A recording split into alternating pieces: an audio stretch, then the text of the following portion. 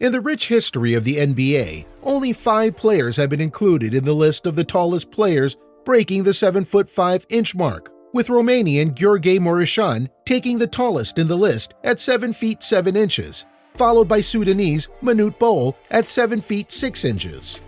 However, compared to most big men in the league, who balance their height with a targeted heavier base, Bol, with his imposing height, only weighed 200 pounds. And while he was a tremendous interior defensive presence, being considered among the best shot blockers in the sport, and being the only NBA player to retire with more career block shots than actual points scored due to his lack of mass.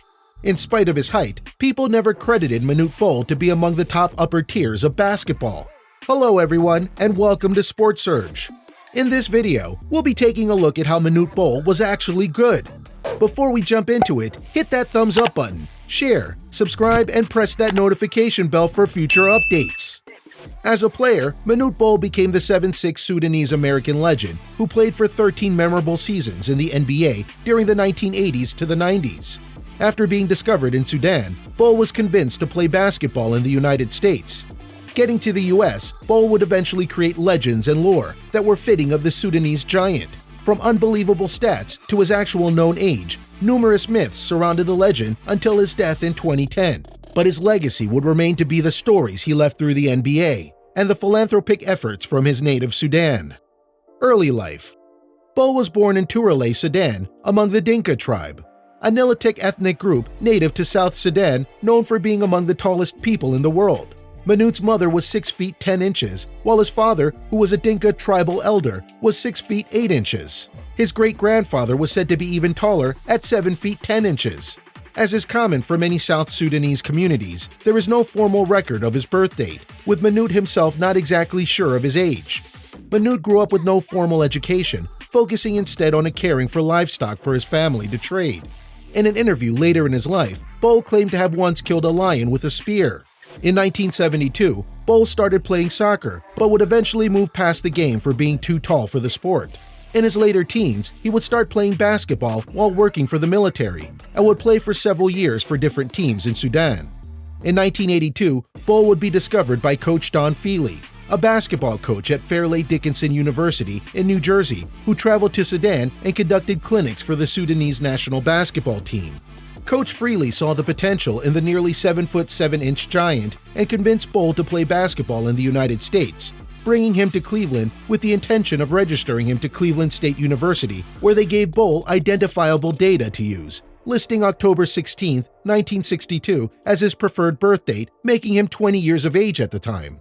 Despite being seen to be much older, Bol could not speak, read, or write English at the time of his arrival to Cleveland and needed months of ESL classes to qualify for enrollment at Cleveland State.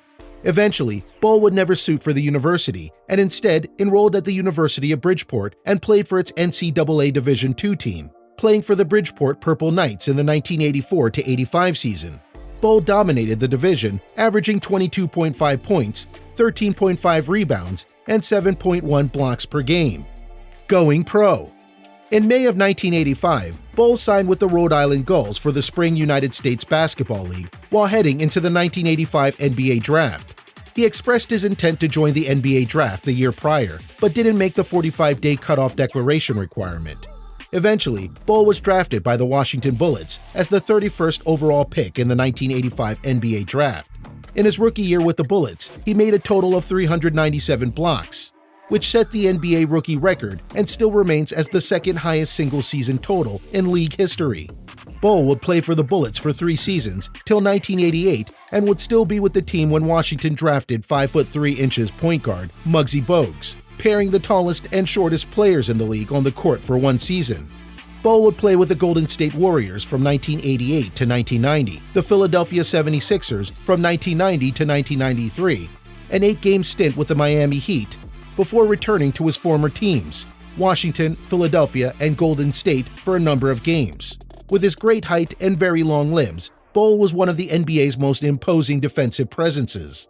Along with setting the rookie shot blocking record in the 1985 to 1986 NBA season, Bol later tied the NBA record for most blocked shots in one half, making 11 blocked shots, and blocked shots in one quarter at 8, which he did twice.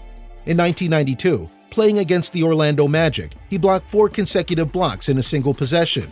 His blocking average was 1 block shot every 5.6 minutes of playing time.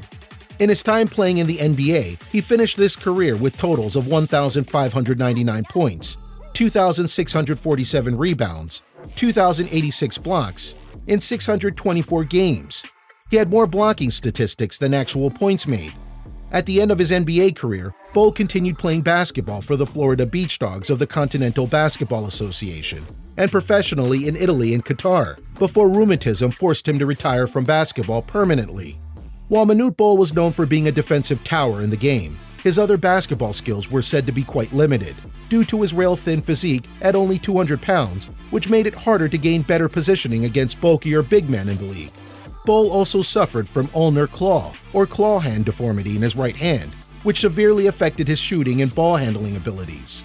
He compensated for this inherited deformity by learning how to dribble, block shots, and rebound with his non-dominant left hand.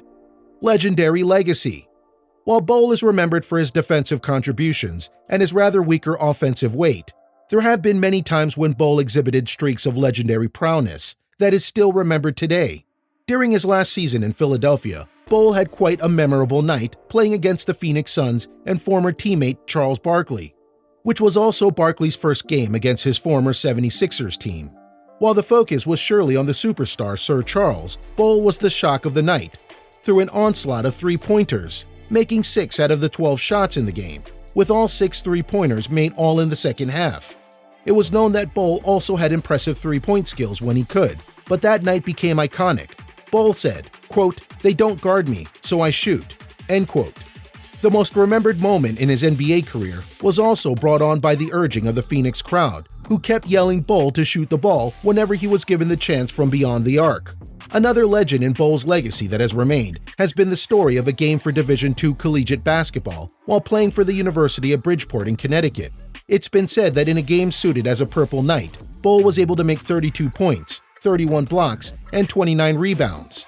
This crazy triple-double scenario is quite contested, but is highly probable, considering that Bol dominated his time in Division II basketball and could very well achieve the statistic. After basketball.